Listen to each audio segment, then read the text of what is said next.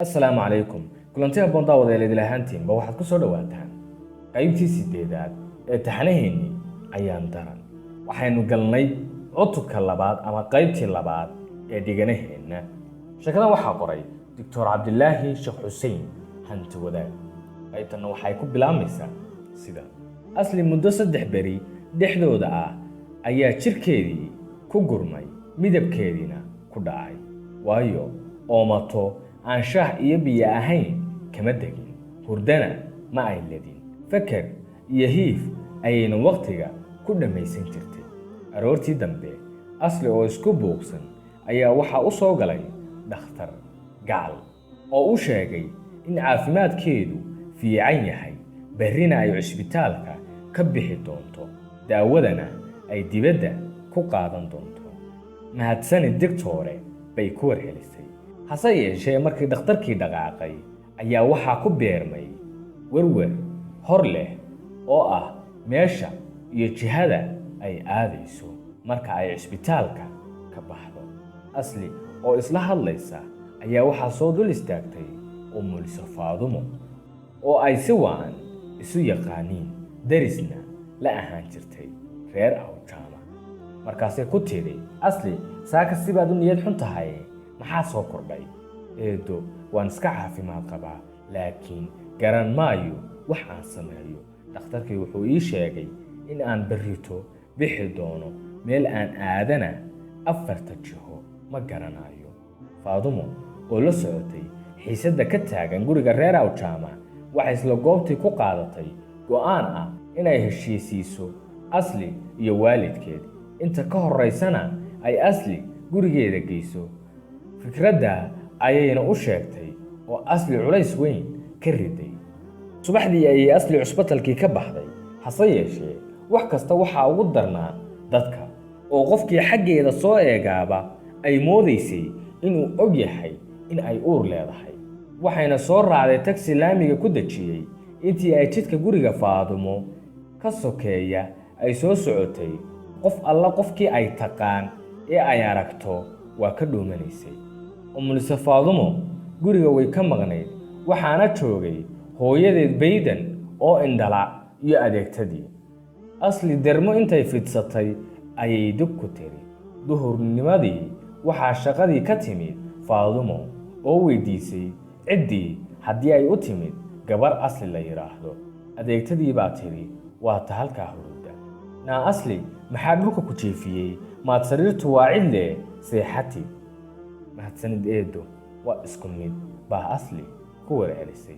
Umuliso Faadumo galabtii bay soo aaday gurigii reer Awjaama, waxayna nasiib wanaag la kulantay Awjaama iyo Cambaro wada jooga. Iska warrama see leeyahay ayay ku tiri Faadumo. Dareen Asli ka weyn ma qabno buu yiri Awjaama. Faadumo intay fadhiisatay bay Awjaama iyo xaaskiisii muddo uga sheekaysay dunida iyo waxa ka dhaca iyo amuuraha bulshadu ku sugan tahay.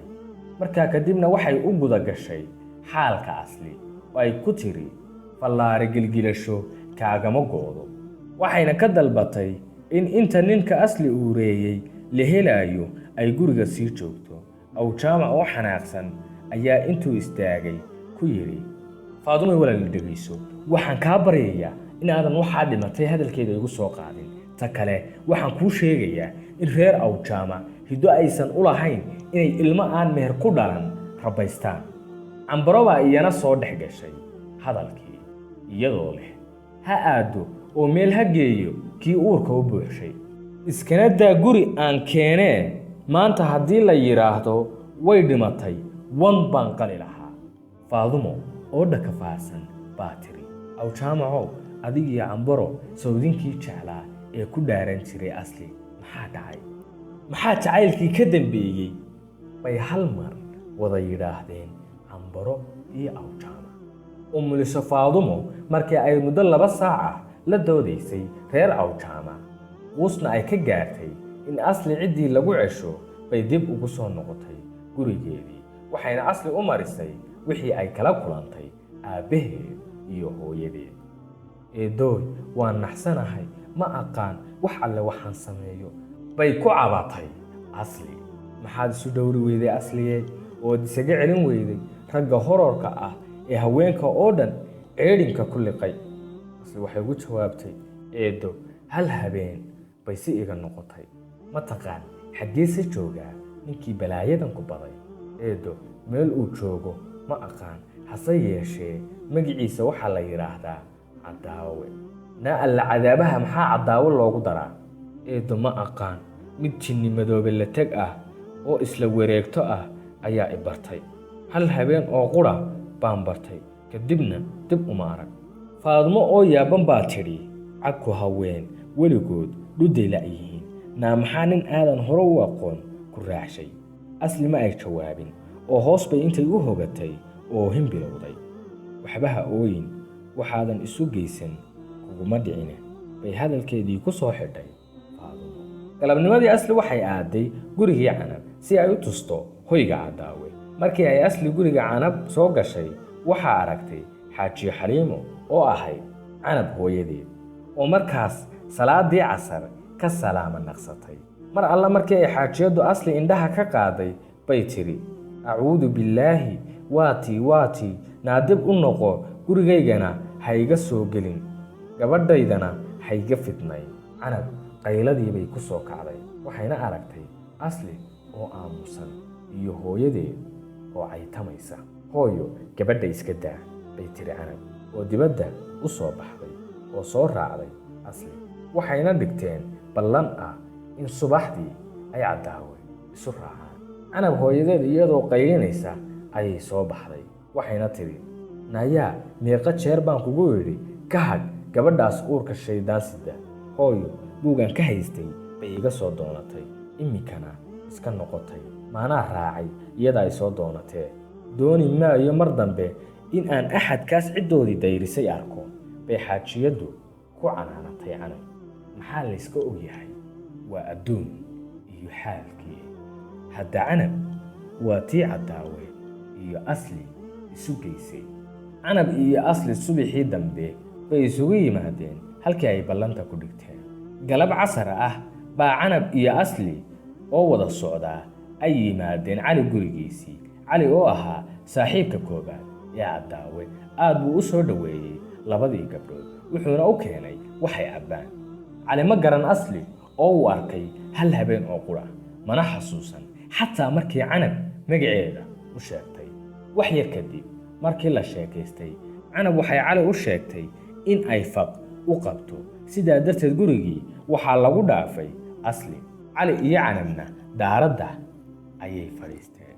Canab waxay Cali u warisay sheeko dheer oo ku saabsan Asli iyo tirrabka haysta, waxayna u caddaysay in dhibaatada ku dhacday Asli uu keenay mas-uulna ka yahay Cadaawe. Cali ma uu garowsan hadalka Canab, wuxuuna u sheegay in Cadaawe yahay nin xaas leh, wuxuuna ka dalbaday Canab in ay Asli ka dhaadhiciso in aanay isku dayin in Cadaawe ay korka ka saarto cunuga uusan dhalin, isagoo ku waanshay in ay raadsadaan rag kale oo aan xaas lahayn. Canab waxay Cali ku tiri, jaalle, shaki kuma jiro oo Cadaawe ayaa iska leh cunuga. Asli weligeed nin aan Cadaawe ahayn farama saarin. Cali Canab oo aan hadalkii dhammaysan buu ka booday, wuxuuna yidhi, jaalle, waxaanu nahay reer xamar gaboobay, khiyaamada iyo dhagartana waanu naqaanaa, iyaad caqliga ka hadaysaa. Cadaawe iyo Asli jaalle hal habeen oo qura bay is arkeen,